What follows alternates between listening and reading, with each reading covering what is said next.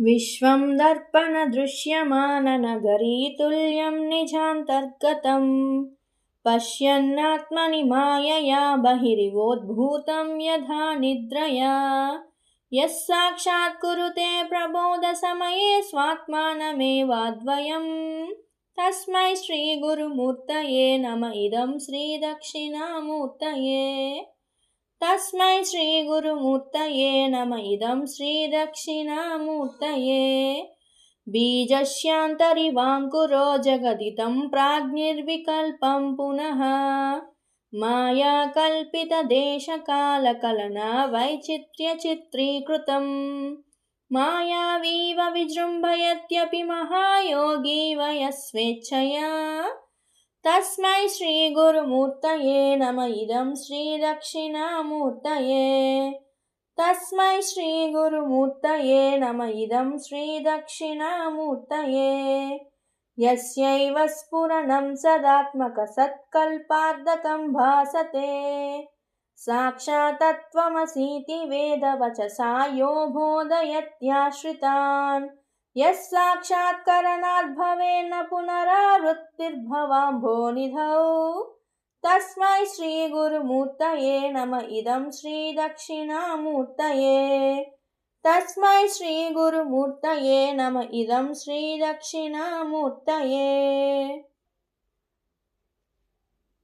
नानाचिद्रघटोदरस्थितमहादीपप्रभाभास्वरं ज्ञानं यस्य तु चक्षुरादिकरणद्वारा बहिस्पन्दते जानामीति तमेव भान्तुमनुभात्येतत् समस्तं जगत्।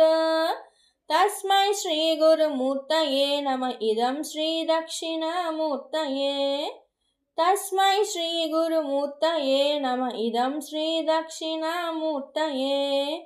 देहं प्राणमपीन्द्रियाण्यपि चलां बुद्धिं च शून्यं विदुः स्त्रीबालान्धजडोपमास्त्वहमितप्रान्ता वृषां वादिनः मायाशक्तिविलासकल्पितमहाव्यामोहसंहारिणे।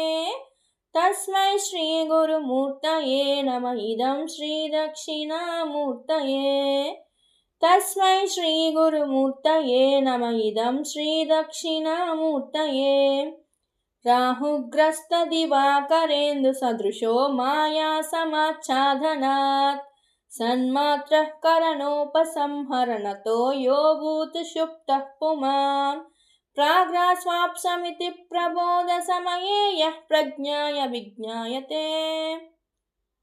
तस्मै श्रीगुरुमूर्तये नम इदं श्रीदक्षिणामूर्तये। तस्मै श्रीगुरुमूर्तये नम इदं श्रीदक्षिणामूर्तये। बाल्यद्विष्वपि जाग्रदादिषु तदा सर्वास्वस्थास्वपि व्यावृत्तास्वनुवर्तमानमहमित्यन्तः स्फुरन्तं सदा स्वात्मानं प्रकटीकरोति त्वजतां यो मुद्रया भद्रया। तस्मै श्रीगुरुमूर्तये नम इदं श्रीदक्षिणामूर्तये। विश्वं पश्यति कार्यकारणतया स्वस्वामि सम्बन्धतः शिष्याचार्यतया तदैव पितृपुत्राद्यात्मना भेदतः स्वप्ने जाग्रति वा य एष पुरुषो माया परिभ्रामितः। तस्मै श्रीगुरुमूर्तये नम इदं श्रीदक्षिणामूर्तये। तस्मै श्रीगुरुमूर्तये नम इदं श्रीदक्षिणामूर्तये। भूरम्भांस्य नलो नीलोऽम्बरमहर्नाथो हिमांशुः पुमान् इत्याभाति चराचरात्मकमिदं यस्यैव मूर्त्यष्टकम् नान्यत्किञ्चन विद्यते विमृशतां यस्मात्परस्मादिवोः। तस्मै श्रीगुरुमूर्तये नम इदं श्रीदक्षिणामूर्तये। तस्मै श्रीगुरुमूर्तये नम इदं श्रीदक्षिणामूर्तये। सर्वात्मत्वमिति स्फुटीकृतमिदं यस्मादमुष्मिन् स्तवे तेनास्य श्रवणात् तदर्थमननात् ध्यानात् संकीर्तनात् सर्वात्वत्वमहाविभूतिसहितं स्यादीश्वरत्वं स्वतः सिद्ध्ये तत्पुरनष्टधा परिणतं चैश्वर्यमव्याहतम् इति श्रीमच्छङ्कराचार्यविरचितं दक्षिणामूर्तिस्तोत्रं सम्पूर्णम्।